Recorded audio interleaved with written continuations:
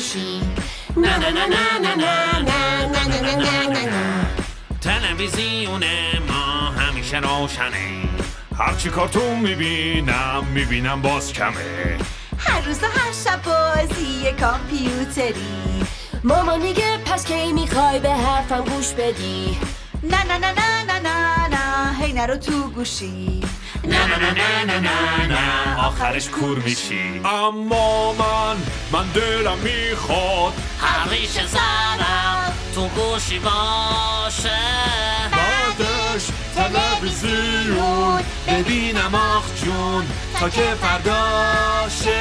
اما این کارا زیادش اشتباهه، باعث میشه نرسی به درس و تفریح کنار خانواده. مثلا ببین اگه همش بشینی پای فیلم و کارتون، هم چشات ضعیف میشه همیشه درس نخون. یهویی میبینی که آخر شب شده، همه یه کارات مونده، همه چی ناتموم. نه نه نه نه نه نه نه، هی نرو تو گوشید.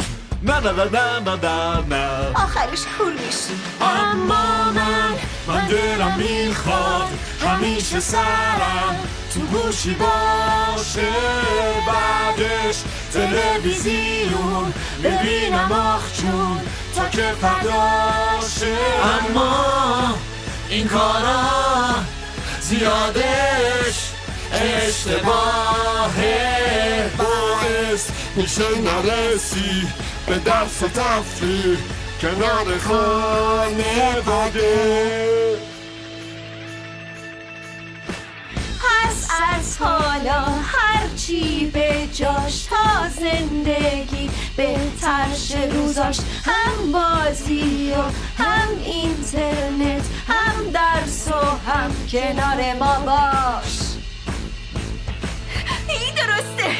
اما من دلم میخواد همیشه سرم تو گوشی باشه، بعدش تلویزیون ببینم آخ جون تا که فرداشه.